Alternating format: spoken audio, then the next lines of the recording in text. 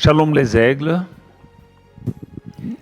heureux de vous retrouver pour notre deuxième séance depuis le deuxième confinement. Je vais vous donner aujourd'hui une parole pour tenir ferme dans les moments de confinement et de pandémie, parce que je sais que l'Église est vraiment dans une situation peu confortable pendant ce moment à cause de tout ce qui se passe dans ce monde. Mais les promesses de Dieu sont véritables. Alors je parlerai de la foi et de la patience. Nous devons savoir que la foi et la patience marchent ensemble. Parce que partout où on parle de la foi dans la Bible, vous verrez, on parle aussi de la patience. Et ce sont deux forces qui doivent marcher ensemble. Quand on fait une combinaison de ces deux forces, en tout cas, ça produit toujours la foi ajoutée à la patience, ça produira. C'est pourquoi je viens auprès de vous aujourd'hui avec cette parole, afin que vous puissiez tenir ferme. Il vous faut la foi, mais pas la foi seule, il faut aussi la patience. Les défis sont énormes, mais la parole de Dieu est solide. C'est pourquoi nous regardons dans le livre de Hébreux chapitre 6, 11 à 12, nous lisons la parole de Dieu. Nous désirons que chacun de vous montre le même zèle pour conserver jusqu'à la fin une pleine espérance, en sorte que vous ne vous relâchiez pas et que vous imitiez ceux qui, par la foi et la persévérance, héritent des promesses. Donc les promesses, on en hérite. La Bible dit ici, par la foi et la persévérance. Maintenant, je vais vous lire le même verset en anglais et vous allez comprendre où je vous amène. Hébreux, chapitre 6, verset 11 à 12. And we desire that each one of you show the same diligence to the full assurance of hope until the end, that you do not become sluggish, but imitate those who through faith and patience inherit the promise. Faith and patience. La foi et la patience.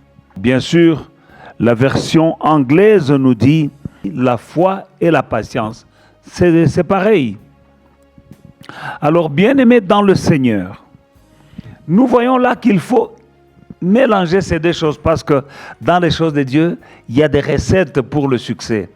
Les recettes pour s'approprier des promesses de Dieu, c'est la foi, mais pas la foi seule. La foi mélangée. Mélanger la foi avec la patience. Servante de Dieu, serviteur de Dieu. Dieu t'a fait des promesses où Dieu t'a appelé à le servir. Les temps sont compliqués. Il y en a qui se découragent. Il y en a qui abandonnent des projets. Non, bien-aimé dans le Seigneur, n'abandonne pas les projets, n'abandonne pas la foi. Si Dieu t'a fait une promesse, il finira par la réaliser. Tu dis que tu as la foi, mais il te manque quelque chose, la patience. Ceux qui ont eu la foi et qui n'ont pas eu la patience, ils ont sombré. Ils ont fait naufrage. La patience aussi sans la foi n'a pas la force ou la capacité d'amener à la réalité les choses qu'on désire. Donc ça marche ensemble. Je vais répéter.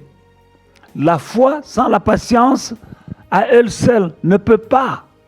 Mais la patience aussi, si tu es seulement patient mais tu n'as pas la foi, la patience à elle seule n'a pas le pouvoir, n'a pas la force d'attirer les choses désirées à se manifester ou à se réaliser.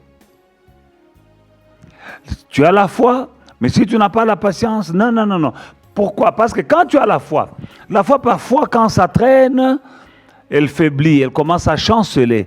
Mais quand elle commence à tituber, la foi commence à tituber, c'est-à-dire ça prend le temps et le doute commence à s'installer. Maintenant, la patience vient à son secours. La patience vient au secours de la foi pour soutenir la foi, qu'elle ne tombe pas, qu'elle ne chancelle pas. Donc ce sont des sœurs jumelles. Ne les séparez jamais. Si tu es sûr que tu as vu la promesse de Dieu, si tu es sûr que tu as la parole de Dieu, lis la parole de Dieu. Donc, quand tu lis la parole de Dieu, tu dois avoir la foi dans cette parole. Maintenant, sans patience, tu ne vas pas rester ferme sur la parole de Dieu. Tu vas commencer à douter. Quand ça prend même un peu de temps, tu vas commencer à douter de la parole de Dieu. C'est pour cela que quand nous allons dans le livre de Marc, au chapitre 11, verset 24, à propos de la prière, nous voyons qu'il faut aussi de la patience là-bas.